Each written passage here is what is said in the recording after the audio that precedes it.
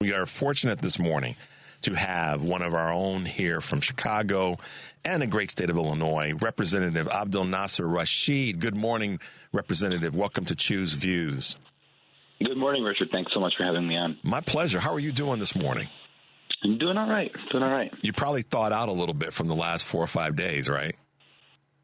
Oh yeah, it's a huge relief to see it all melt right now. Yeah, we know that we're from Chicago, so we know what it's going to be like. And every now and again, when we get a little bit of a break, we're always like, yes, that's great. I feel that's right. I don't have to put the big coat on today. I can put the medium one on. So exactly. Listen, Representative, you're doing the work, and we appreciate the hard work that you're putting in, and certainly representing your district. Take a moment. And we have a specific thing we want to talk about with regard to some recent legislation that you've been a champion of. But talk a little bit about the 21st District and what that represents in terms of geography in the state of Illinois. Absolutely. So I was first elected to the Illinois legislature in 2022, becoming the first Palestinian-American legislator and one of two Muslims. I'm very proud to represent the 21st District, which is a very diverse district. It goes from Berwyn to Bridgeview, west to LaGrange Park and Countryside, and has some of the southwest side of the city, parts of the Garfield Ridge neighborhood. I have a very large Latino population. I have a historic black population in Summit, Illinois, where Maybe Till Mobley lived part of her life, the mother of Emmett Till. And a Palestinian and Arab and Muslim population as well. So it's a beautiful district, and I'm so proud to represent it. And how cool it is that a man of your faith, stature, background, ethnicity is representing a diverse community of folks, which is just, that's the America that I want to live in. And that's the America the district that you're representing. So kudos to you for having been elected, and also kudos for the work that you're doing. I'm going to get right to it because the legislation with regard to this most recent Karina's bill is incredibly important, and I'd like you to talk about that if you could for a couple of minutes. Absolutely. So we have a serious issue in our country and in our state where abusers, domestic abusers, have unfortunately time and time again gone to kill their ex-partner, and even if there was a order of protection against them, there was no real mechanism to confiscate their firearms. And so what we did is we're protecting victims of domestic abuse. We're protecting so many women and children by finally passing a law that will bar domestic abusers from owning firearms, and that provides a mechanism for police to confiscate those firearms. So it's long overdue. In fact, just last night, I was reading another story about a woman who was killed by her ex. She had 2 children. She had a order of protection against him. She got it in December. Yet he went and killed her. He then killed himself. And now I believe the story said she had 2 children. Now they're left without a mother. And so this bill couldn't have come any sooner. And I'm very excited for the governor to sign it into law.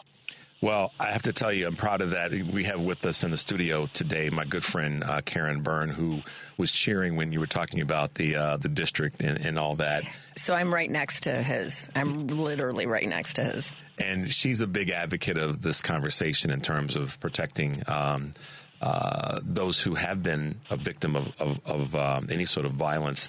Can you tell us a little bit about I guess the word I'm going to use is the motivator, the thing that you said, okay, enough is enough. I've got to lean into this and get this done. What was the thing that was and I use a word, I'm not going to use the word that I'm thinking, but what was the thing that said, all right, enough's enough? Yeah. Well, let me say first that Representative Maura Hershauer has been championing this and championing taking on gun violence for a very long time, and very, very proud to work alongside her. And I give her and advocate so much credit for having negotiated this bill and gotten it over the finish line.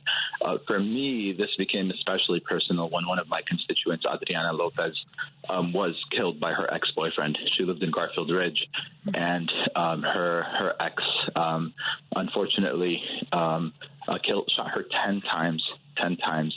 And that hit close to home, having one of my own constituents being killed. And so I leaned in on it at that time.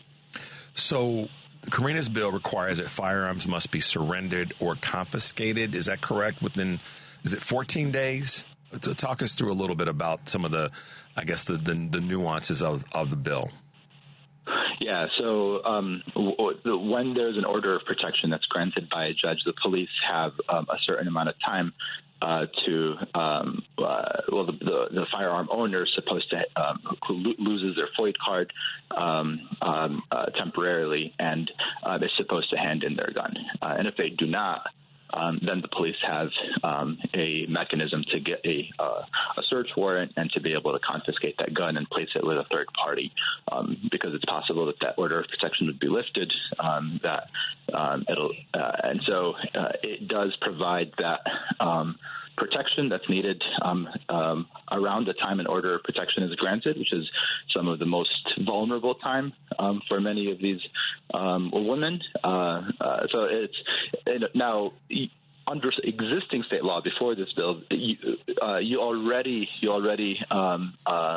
were supposed to lose your firearm, but there was no mechanism to enforce it. And after negotiations with law enforcement, this bill finally puts that in place.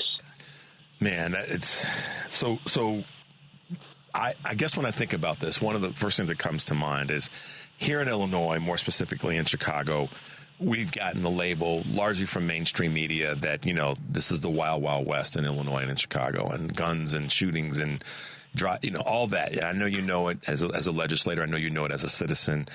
But am I correct in the number of domestic violence? Not to say that other violence is not measurable and important to talk about, but domestic violence shootings have almost doubled in the last 4 years. Am I wrong about that?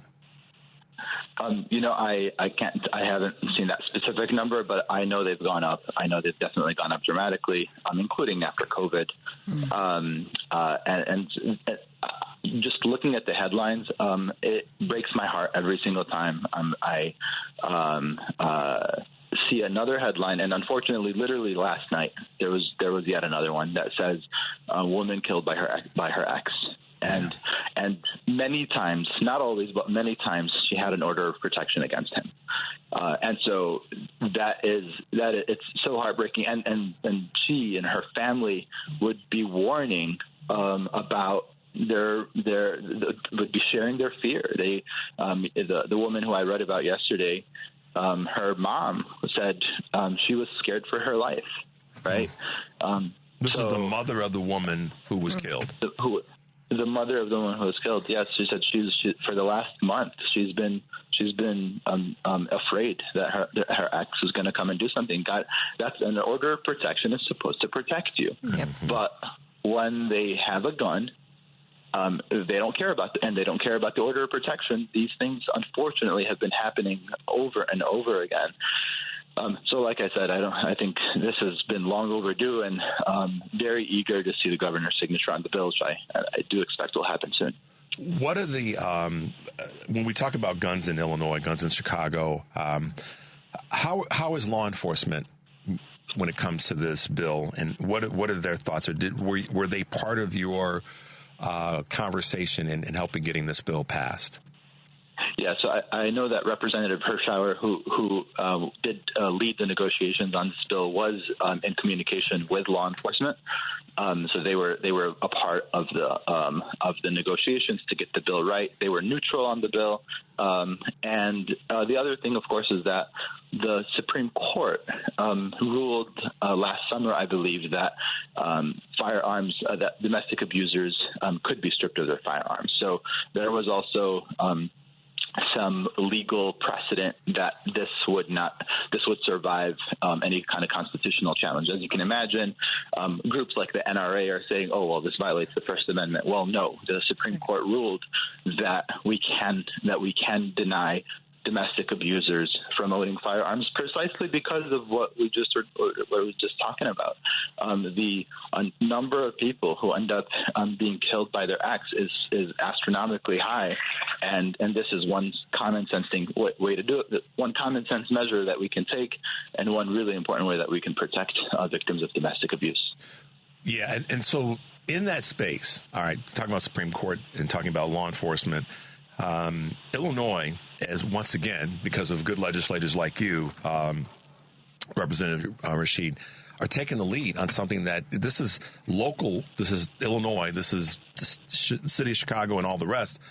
But this is a national issue. This is not just, and this is what I love about our legislators like you and many others. We don't have to agree on everything. We're not going to, and neither should we. But doggone it, Illinois is leading. The governor you probably saw this, the Indiana General Assembly is saying, hey, how about some counties from Illinois come over and secede to us? So you're laughing. And the governor stepped up and said, that ain't going to happen. We keep leading. And that's why I love what you and your colleagues are doing. This is a national concern. Talk about that if you can, and us leading as Illinoisans. Absolutely. And so, one of the things about gun policy is a patchwork of laws by the states is going to create opportunity loopholes, right? We know that guns flow into Illinois from other states where they have lax gun control laws, particularly from Indiana, and that leaves our communities here in Illinois vulnerable.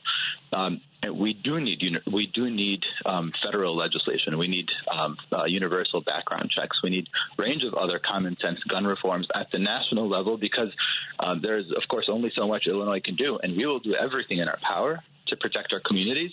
But when guns are flowing in from states that have virtually no restrictions on who can own a gun and how easily you can get your hands on one, it leaves our communities vulnerable right here in Illinois. So you are spot on. This is a federal issue. We need Congress and the White House to take action. Unfortunately, the chances of that are pretty dim. But that is an absolute necessity if we want to actually resolve this issue. Our country stands out in all the wrong ways in terms of the amount of gun violence and the number of guns that are on the streets, and so we got to get that under control through federal legislation. Well, listen, Representative Rashid, the thing I will tell you, again, I like giving out kudos to folks when they're doing the work and when they're not doing the work that we think they could be doing, encouraging them to move in a different direction. And in this space, you're getting the flowers because you and your co-sponsors of the bill have done the work to get this to the governor's desk. And I'm like you, I hope that he goes ahead and gets it signed, because it will help to set a precedent on an issue that's a national issue.